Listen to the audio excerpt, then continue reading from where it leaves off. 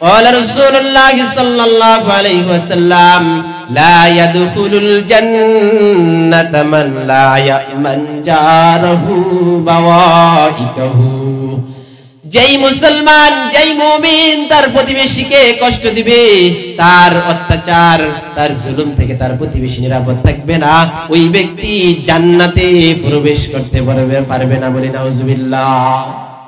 এজন্য মুহতারাম হাজিরিন, প্রতিবেশীকে কষ্ট দেওয়া থেকে আমাদের সকলকে বিরত থাকতে হবে।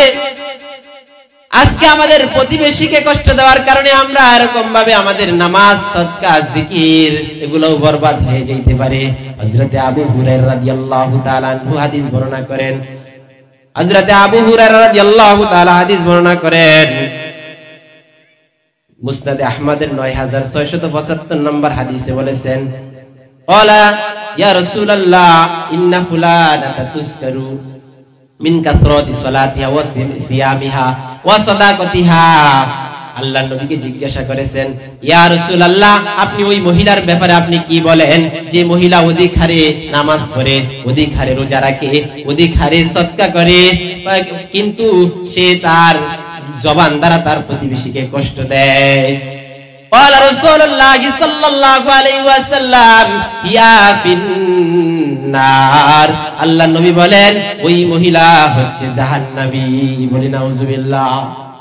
এজন্য আমার মা বোনরা, আমার বাবারা, আমার ভাইয়েরা, প্রতিবেশীকে কষ্ট দেওয়া যাবে না। প্রতিবেশীকে কষ্ট দিলে আপনার আমার নামাজ, তেলাওয়াত, জিকির, দান, সদকা, রোজা, যাকাত কিছুই কাজে আসবে না। আল্লাহর নবীর এই হাদিস দ্বারা বোঝা যায়। আমি দাওয়াত করি না। আমার প্রতিবেশী এরকম নিম্ন শ্রেণীর কাজ করে, পেশায় কৃষক, ভ্যান চালক আর রিকশা চালক, এজন্য আমি তাকে দাওয়াত করি না। রান্না করে গ্রান দিয়ে তাকে কষ্ট দেই, অথচ আল্লাহর নবী এই ব্যাপারেও নিষেধ করেছে যে রান্নায় গ্রান দিয়ে প্রতিবেশীকে কষ্ট না দেওয়া। রান্নায় গ্রান দিয়ে প্রতিবেশীকে কষ্ট না দেওয়ার কথা বলেছেন। আপনি যদি পারেন তাহলে রান্না করে দাওয়াত দিবেন, তখন আপনি গ্রান দিয়ে রান্না করেন। খাওয়াইতে পারবেন না, এরকম ভাবে জাক জমক করে আপনার রান্না করার প্রয়োজন নাই। এখন তো বিশেষভাবে আমাদের বিবাহ শাদীর অনুষ্ঠান হয়, গরিবরা দাওয়াত পায় না, গরিব প্রতিবেশীরা দাওয়াত পায় না, তাদেরকে গ্রান দিয়ে আমরা কষ্ট দিই। নাউজুবিল্লাহ।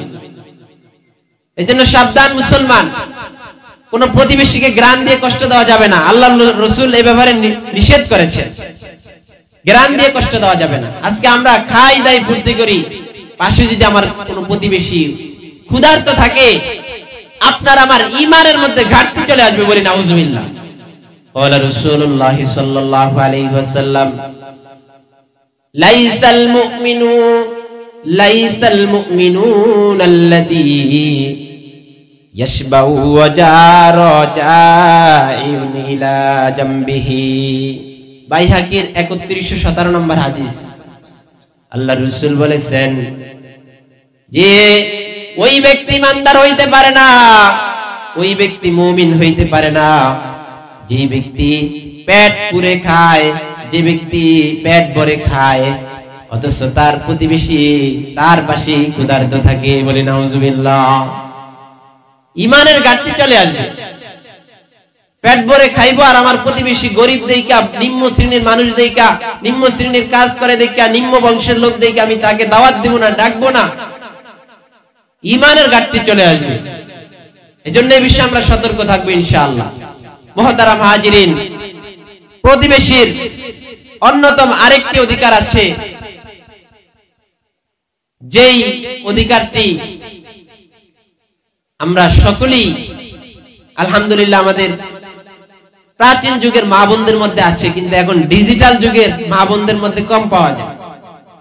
নিত্য প্রয়োজনীয় জিনিস আদান প্রদান করা, নিত্য প্রয়োজনীয় জিনিস, খাদ্য দ্রব্য যেমন লবণ, আমাদের মা বোনরা এরকম ভাবে এক ঘর থেকে আরেক ঘরে হাওলাত নেয় না, বাটি দিয়া লবণ, মরিচ, হলুদ, নিত্য প্রয়োজনীয় জিনিস, এটা আদান প্রদান করাও প্রতিবেশীর অধিকার। কিন্তু আজকে আমাদের উপর হিংসা, আমাদের অহংকারী এমন বিস্তার করেছে, এই নিত্য প্রয়োজনীয় জিনিস আদান প্রদান আজকে আমাদের থেকে চলে গিয়েছে। নিত্য প্রয়োজনীয় জিনিস আদান প্রদান করা অনেক ফজিলতের কাজ। এক মুমিন আরেক মুমিনের প্রয়োজন করলে আল্লাহ রাব্বুল আলামিন কিয়ামতের দিন তার প্রয়োজনকে পুরা করে দিবেন। এক মুমিন আরেক মুমিনের হাজত পূরণ করলে আল্লাহ রাব্বুল আলামিন তার হাজতকে পূরণ করে দিবেন। নিত্য প্রয়োজনীয় জিনিস, লবণ লাগবে, 1 কেজি লবণের দাম 20 টাকা, কথার কথা। এখন এটা যদি বাজার থেকে আনতে যায় ভাড়া লাগবে 50 টাকা। এটা আদান প্রদান থাকলে প্রতিবেশীর অধিকার আদায় হবে। আপনারা সবাই সূরা মাউন তেলাওয়াত করেন, নামাজেও পড়েন, শুনেন। আল্লাহ রাব্বুল আলামিন বলেছেন মাউন শব্দের অর্থ হচ্ছে নিত্য প্রয়োজনীয় জিনিস। মাউন শব্দের অর্থ আল্লাহ যেখানে বলেছেন নিত্য প্রয়োজনীয় জিনিস আদান প্রদানে কোনো প্রতিবেশীকে যদি বাধা দেয়, লবণ চাইতে গেছে কোনো মা বোন যদি লবণ না দেয়, মরিচ না দেয়, তাহলে তার উপরে আল্লাহ রাব্বুল আলামিনের লানত। আল্লাহ বলেন ফাওয়াইলুল লিল মুসাল্লিন, ফাওয়াইলুল লিল মুসাল্লিন, ওই সমস্ত মুসাল্লিদের উপর ওয়াইল, দুর্ভোগ, আল্লাযীনা হুম আন সালাতিহিম সাহুন, যারা তাদের নামাজের ব্যাপারে উদাসীন, নামাজের খোঁজ খবর রাখে না, কোন দিয়া ফজর যায় কোন দিয়া জোহর যায় খোঁজ খবর নাই, নামাজ অলসতার সাথে আদায় করে বা আদায় করে না। আল্লাহ রাব্বুল আলামিন তাদের সম্পর্কে বলেছেন যে তাদের জন্যই হচ্ছে দুর্ভোগ, ওয়াইল, একটা জাহান্নাম, নাউজুবিল্লাহ। এবং বলেছেন আল্লাযীনা হুম ইউরাউন, যারা লোক দেখানোর জন্য নামাজ পড়ে তাদের জন্য ওয়াইল, দুর্ভোগ, জাহান্নাম। এবং শেষে কথা বলেছেন ওয়ায়ামনাউনাল মাউন, যারা নিত্য প্রয়োজনীয় জিনিসের ব্যাপারে বাধা প্রদান করে তাদের জন্য ফাওয়াইলুল লিল মুসাল্লিন। বুঝা আইছে?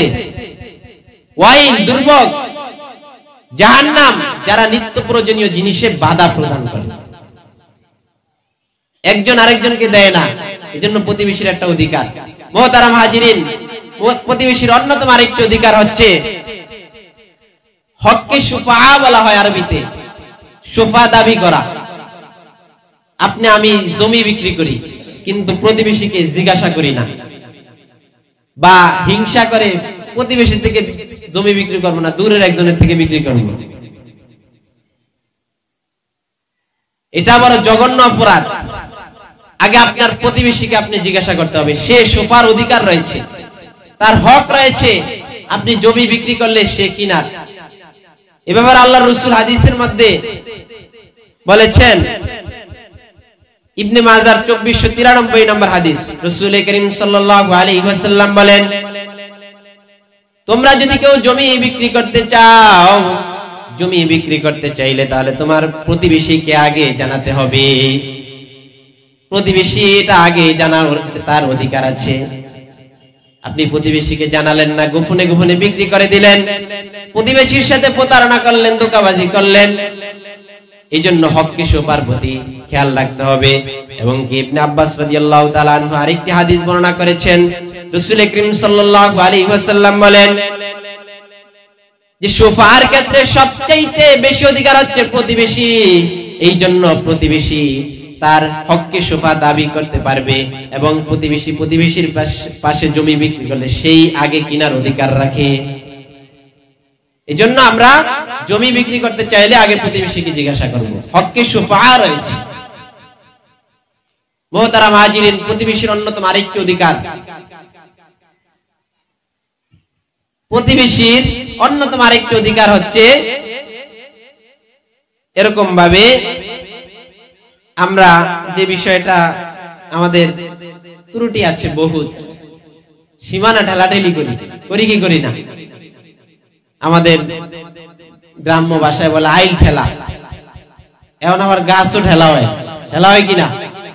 এখন জমি বাগান হইছে না, এখন আইল আর ঠেলবো কেমনে? এখন গাছ ঠেলে, কি ঠেলে? গাছ ঠেলে। এই জন্য সীমানা না ঠেলা, এক প্রতিবেশী আরেক প্রতিবেশীর সীমানা না ঠেলা, এটা এক প্রতিবেশী আরেক প্রতিবেশীর একটি অধিকার।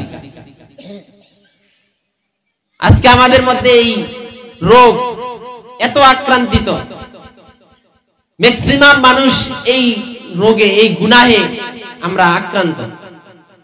আইল ঠেলা, সীমানা ঠেলা।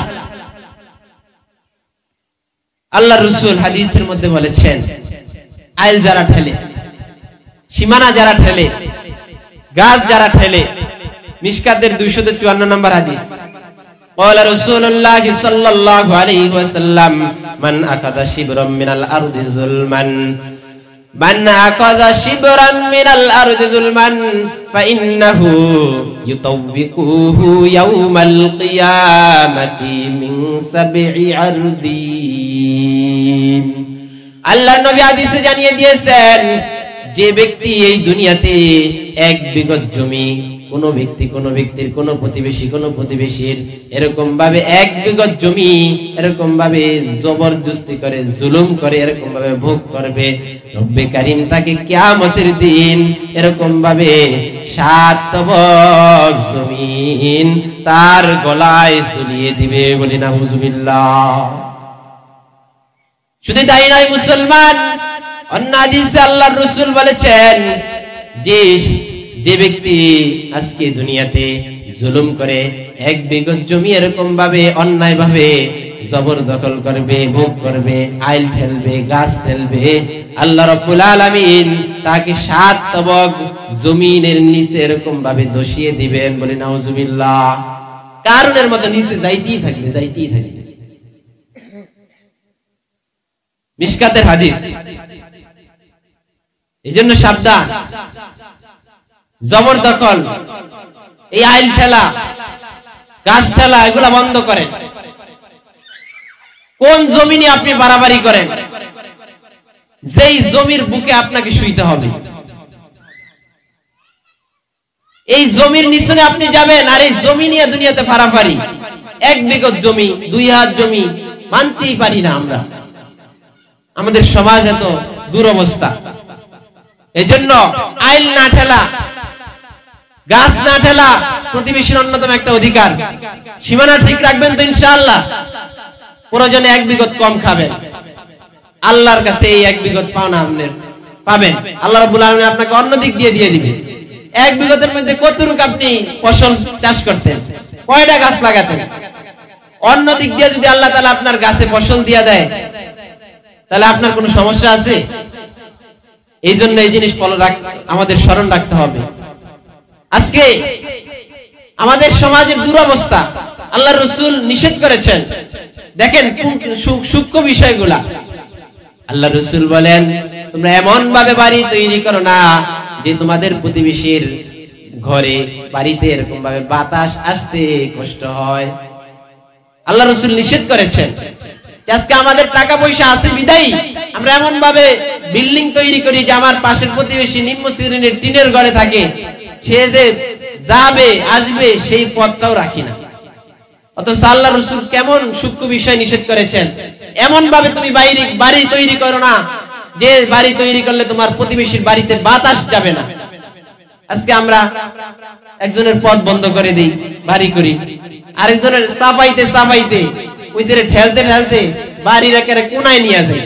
আমার ক্ষমতা আছে, টাকা আছে, আমি বিল্ডিং করি। আর যে নিম্ন আছে, দরিদ্র আছে, তাকে মানুষই মনে করি না, প্রতিবেশী মনে করি না। আজকে প্রতিবেশীর এরকম ভাবে গাছ লাগাইছি নিজের জায়গায়, অন্যের জায়গায় গাছ গিয়া পড়ছে। প্রতিবেশীর ক্ষতি সাধন করতেছি, এটা ভ্রুক্ষেপ করতেছি না। অথচ প্রতিবেশী যদি ক্ষতি করি, স্বয়ং রব্বে কারীম আপনি আমার ক্ষতি করবে। আল্লাহর নবী হাদিসে বলেন, ক্বালা রাসূলুল্লাহ সাল্লাল্লাহু আলাইহি ওয়াসাল্লাম, মান দারাল্লাহু বিহি ওয়া মান শাক্কাল্লাহু বিহি। যে ব্যক্তি কোন মুমিনের ক্ষতি করবে, যে ব্যক্তি কোন প্রতিবেশীর ক্ষতি করবে, স্বয়ং রব্বে কারীম তার ক্ষতি করবে। বলি নাউজুবিল্লাহ। আপনি আমি প্রতিবেশীর ক্ষতি করব, রব্বে কারীম আপনার আমার ক্ষতি করবে। এজন্য এই সমস্ত জিনিসগুলো আমাদের লক্ষ্য রাখা দরকার। ইবাদত শুধু নামাজই নয়, ইবাদত শুধু তেলাওয়াতি আর জিকিরই নয়, ইবাদত শুধু তাসবিহই নয়, ইবাদত এগুলাও, যে কথাগুলো বলতেছি এগুলাও ইবাদত।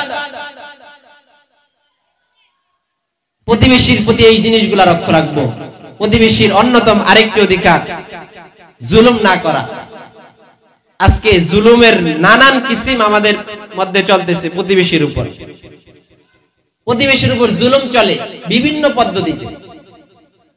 কথা দিয়া, কথার মাধ্যমে জুলুম করি। প্রতিবেশীর ঘরের সামনে এরকম ময়লা আবর্জনা আমি ফালাইয়া থুই। আমার গরু ছাগল দিয়া প্রতিবেশীকে কষ্ট দেই, গরু ছাগল বান্ধা থুই, প্রতিবেশীর সামনে এরকম ভাবে গোবর থাকে। আরে হয় কি হয় না বলেন? আমি নিজে দেখছি, চাক্ষুষ। রাস্তা, প্রতিবেশীর রাস্তা, আমি রাস্তায় গরু এরকম ভাবে রেখে দিচ্ছি, সেখানে গোবর থাকে, গরুর এরকম ভাবে প্রস্রাব থাকে, গরুর পেশাব থাকে। বর্ষাকালে সেদিক দিয়ে যাইলে আইলে, নামাজে যায়, মসজিদে যায়, মানুষের এরকম ভাবে কাপড় নষ্ট হয়ে যায়।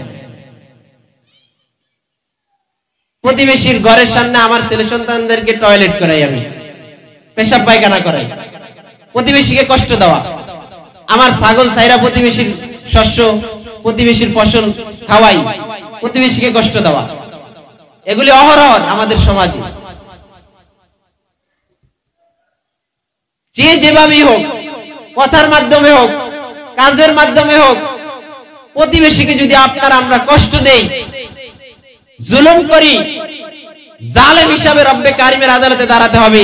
আর জালেমের কি বিচার হবে আপনারা জানেন ভালো করে। আমি বেশি বলবো না, আল্লাহ রাসূলের একটি হাদিস বলবো।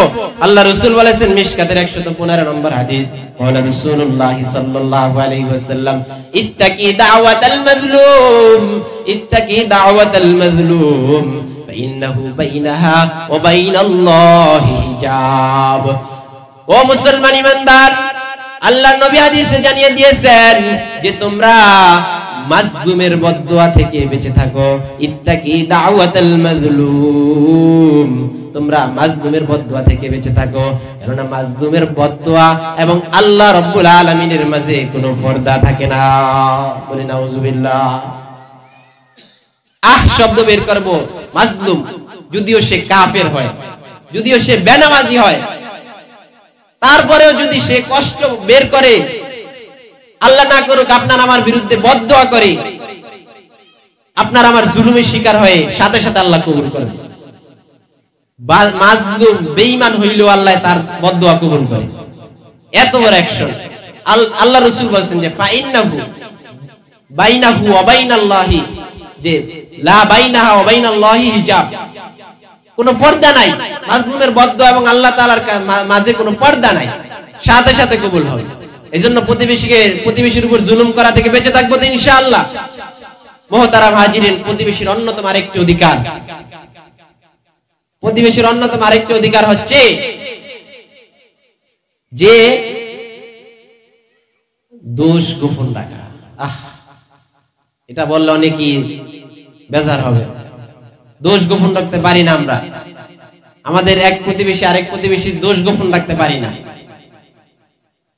এই রোগে আমরা বেশি আক্রান্তিত। যদি দোষ নাও থাকে, আমরা খুঁজি কোন দিয়া বের করা যায়, কোনান দিয়া দোষ বের করা যায়। এই দোষ ত্রুটি বের করে আমরা এগুলা বর্ণনা করি। চায়ের আড্ডায়, চায়ের দোকানে বসে বর্ণনা করি।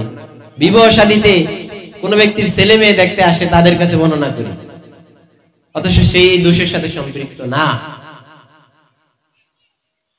আমাদের এটা বড় অপরাধ। কোন ব্যক্তি যদি সেই দোষী না হয়, তার যদি সেই দোষ আমরা বর্ণনা করি, তাহলে আমরা অপবাদ দিব, আর অপবাদকারীর বড় শাস্তি, সেটা ভিন্ন আলোচনা। এজন্য কারো অপবাদ দিব না। আর যদি দোষী হয়েই থাকে, প্রকৃতপক্ষে যদি কেউ দোষী হয়েই থাকে, মানলাম সে দোষ করেছে, সে দোষী মানলাম, দোষ করে থাকলেও তারপরে যদি দোষ ঢেকে রাখতে পারি, অনেক বড় সওয়াবের অধিকার হবে। প্রতিবেশীর দোষ ঢেকে রাখা আপনার আমার অধিকার। আপনার আমার প্রতিবেশী আপনজন, প্রতিবেশীর চাইতে আপনজন আর কেউ হইতে পারে না।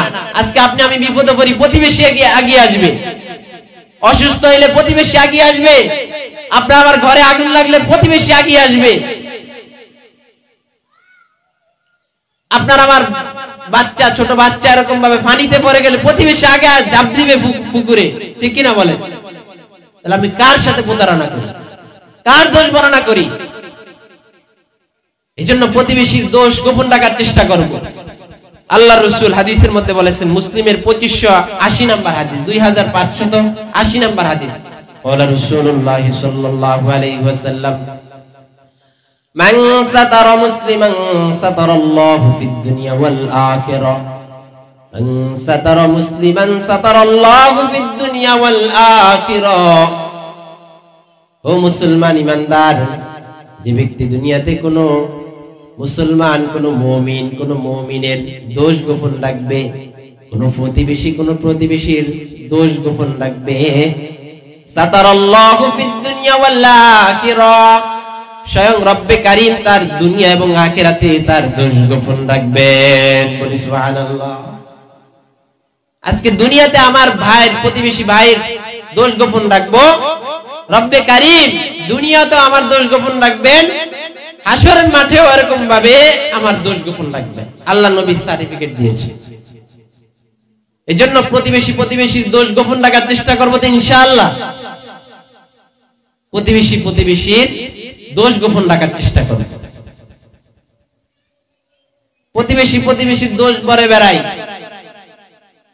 চায়ের আড্ডায় বসলে, দোকানপাটে বসলে কত যে আমাদের এরকম ভাবে একজনের দুর্নাম সুরনাম আমাদের শুরু হয়, তা বলার বাহিরে। এজন্য সবসময় খেয়াল রাখবো, জিহ্বা কি বলে, এই জিহ্বাকে আপনার আমারই নিয়ন্ত্রণ করতে হবে। এই জিহ্বাকে আপনার আমারই নিয়ন্ত্রণ করতে হবে, নতুবা এই জিহ্বার কারণে আমি জাহান্নামের অধিবাসী হইতে পারি। বলি নাউজুবিল্লাহ। জিহ্বাকে যদি কন্ট্রোল করতে পারি, আপনার আমার জান্নাতে নেওয়ার জন্য আল্লাহর নবী জিম্মাদারি গ্রহণ করেছেন। বলি সুবহানাল্লাহ। রাসূল বলেন, যে ব্যক্তি তার দুই অঙ্গের ব্যাপারে জিম্মাদারি গ্রহণ করতে পারবে, আমি তাকে জান্নাতে নেওয়ার জন্য জিম্মাদারি গ্রহণ করলাম। বলি সুবহানাল্লাহ। যে ব্যক্তি তার দুই ঠোঁটের মাঝের অঙ্গ জিহ্বা, লিসান, এবং যে ব্যক্তি তার দুই রানের মাঝের অঙ্গ অর্থাৎ লজ্জাস্থান, এই জিহ্বা এবং লজ্জাস্থানের যে ব্যক্তি জিম্মাদারি গ্রহণ করতে পারবে, কন্ট্রোল করতে পারবে, স্বয়ং রাসূল করিম সাল্লাল্লাহু আলাইহি ওয়াসাল্লাম জান্নাতে নেওয়ার জন্য জিম্মাদারি হয়ে গেছে। এজন্য দোষ গোপন রাখার চেষ্টা করব প্রতিবেশী। মুহতারাম হাজিরিন, প্রতিবেশীর হক যদি আদায় না করি, অধিকার যদি ত্রুটি করি, অধিকারের কথা শুনলাম, ত্রুটি বিচ্যুতি যদি হয়, লাভ ক্ষতির তো প্রতিবেশীর হকের ব্যাপারে যদি ত্রুটি করি, প্রতিবেশীর অধিকার যদি ঠিকমতো আদায় না করি, 10 গুণ গুনাহ হবে। বলি নাউজুবিল্লাহ। আল্লাহ রাসূল হাদিসে বলেছেন যে প্রতিবেশীর অধিকার যদি নষ্ট করা হয়, তাহলে এই একটা গুনাহ 10 গুণ হবে। নাউজুবিল্লাহ। 10 গুণ। অন্য একটা মহিলার সাথে জেনা করলে যেই গুনাহ, প্রতিবেশীর কোন মহিলার সাথে জেনা করলে 10 জনের সাথে যেই জেনা করলে যেই গুনাহ হইতো সেই গুনাহ হবে। নাউজুবিল্লাহ। হাদিসের কথা। এজন্য প্রতিবেশীর হকের ব্যাপারে যথেষ্ট আমাদের গুরুত্ব দিতে হবে। প্রতিবেশীর হক যদি আমরা ঠিকমতো আদায় না করি, 1 নাম্বার ক্ষতি হচ্ছে আমাদের ঈমানের মধ্যে ত্রুটি চলে আসবে, এবং কি ঈমানদার নয় বলা যায়, অর্থাৎ সে পরিপূর্ণ ঈমানদার না। 1 নাম্বার ক্ষতি, পরিপূর্ণ ঈমানদারের তালিকা থেকে বাইরে হয়ে যেতে হবে। নাউজুবিল্লাহ। বুখারীর 6016 নম্বর হাদিস, ক্বালা রাসূলুল্লাহ সাল্লাল্লাহু আলাইহি ওয়াসাল্লাম, ওয়াল্লাহি লা ইউমিনু ওয়াল্লাহি লা ইউমিনু ওয়াল্লাহি লা ইউমিনু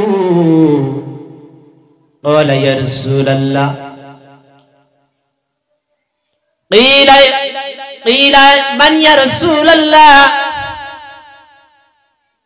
قال رسول الله صلى الله عليه وسلم لا يأمن جاره بوائقه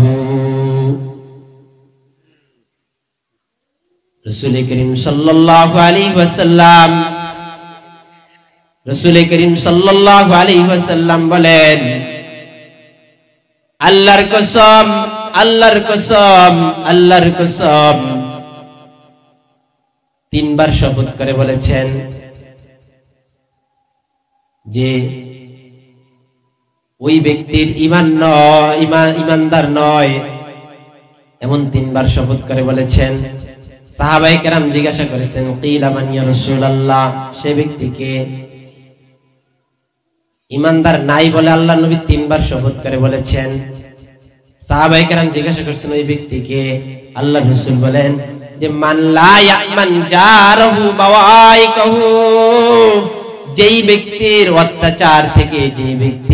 অত্যাচার থেকে তার প্রতিবেশী নিরাপদ নয় বলি নাউজুবিল্লাহ এজন্য প্রতিবেশীকে যদি কষ্ট দেই প্রতিবেশী যদি আমার অত্যাচার থেকে নিরাপদ না থাকে আমার ঈমান থাকবে না আল্লাহর নবী শপথ করে বলেছেন শুধু তাই নয় মুসলমান আজকে যদি আমাদের প্রতিবেশীর অধিকার আদায় না হয় প্রতিবেশীর অধিকার যদি আদায় না করি তাহলে আপনি আমি জান্নাতেও প্রবেশ করতে পারবো না বলি নাউজুবিল্লাহ সরকারে দো আলম মুহাম্মদুর রাসূলুল্লাহ সাল্লাল্লাহু আলাইহি ওয়াসাল্লাম হাদিসের ভাষায় বলেন মুসলিম শরীফের 46 নম্বর হাদিস قال رسول الله صلى الله عليه وسلم لا يدخل الجنة من لا يأمن جاره بوائقه যেই মুসলমান যেই মুমিন তার প্রতিবেশীকে কষ্ট দিবে তার অত্যাচার তার জুলুম থেকে তার প্রতিবেশী নিরাপদ থাকবে না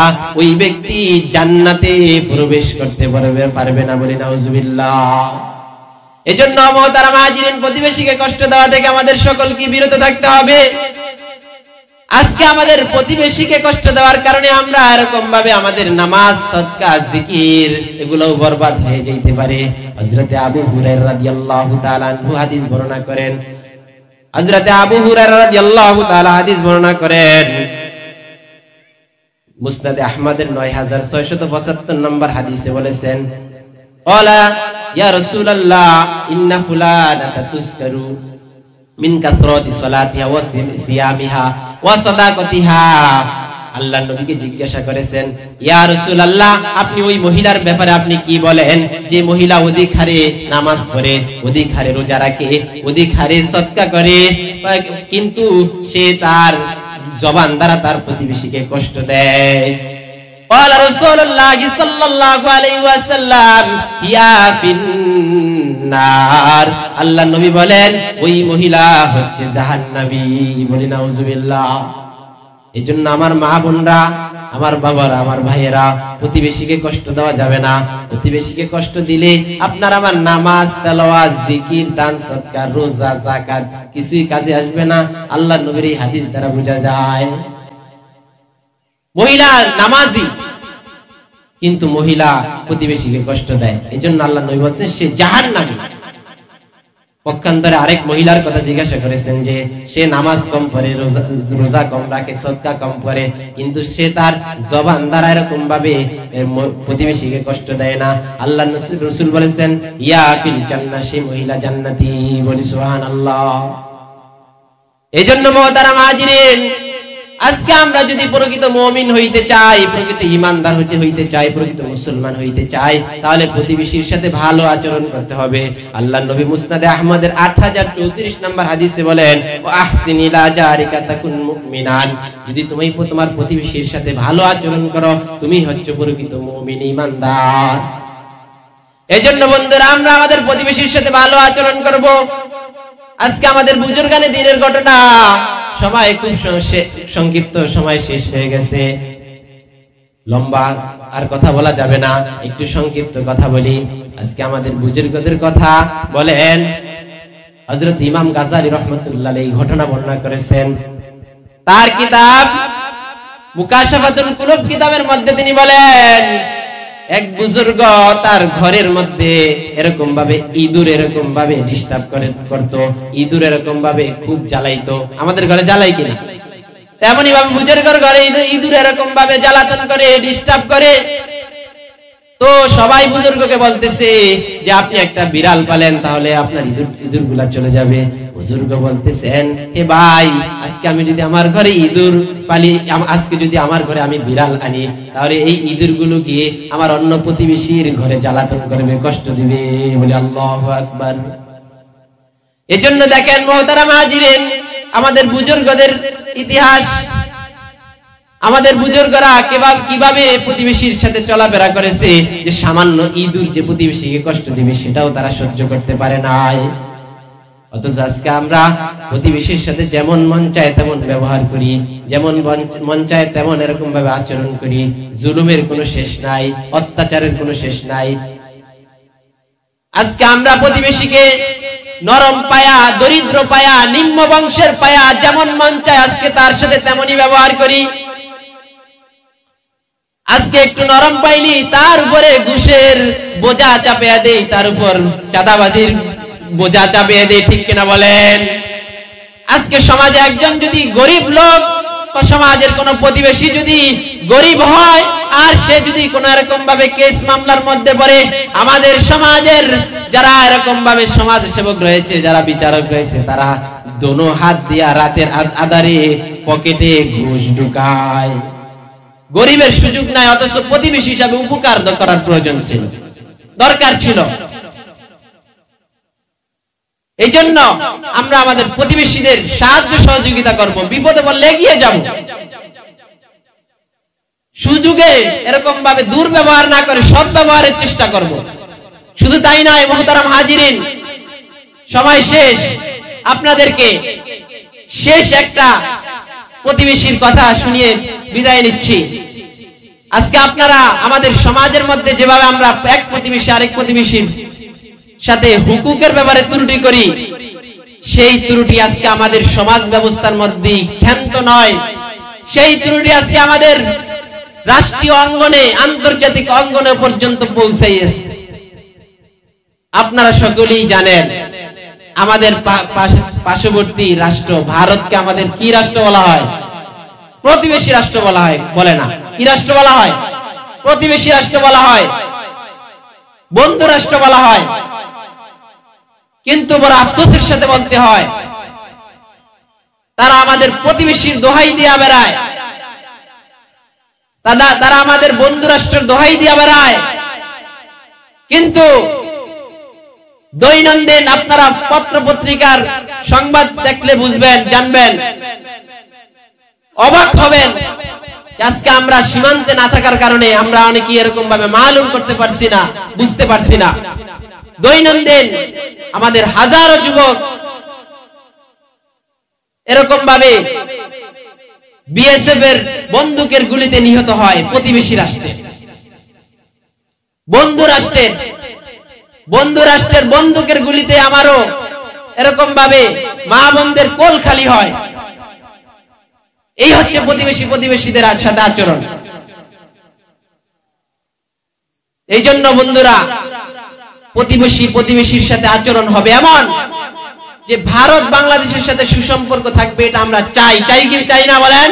চাই, 100% চাই, 100% চাই। তাই বলে তারা আমাদেরকে প্রতিবেশী দাবি করে, আমাদেরকে বুলেট মেরে, গুলি মেরে, বন্দুকের গুলিতে মেরে ফেলবে, আর আমাদের থেকে ইলিশ আর সুপারি আর এরকম ভাবে আম নেবে। আমাদের সাথে দ্বিপক্ষিক যে বৈঠক হবে, পতাকা বৈঠক হবে, সবকিছুর সাথে বৈষম্য ছাড়া সাম্যের সাথে সমস্ত অধিকার তারাও দিতে হবে, আমরাও দিতে হবে।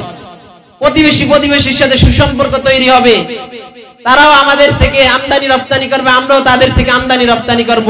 কিন্তু আমাদের কোন যুবক ভাই, আমাদের কোন মা বোনের কোল যাতে করে খালি না হয়, কোন ভাই যেন বন্দুকের গুলিতে সীমান্তে মরতে না হয়।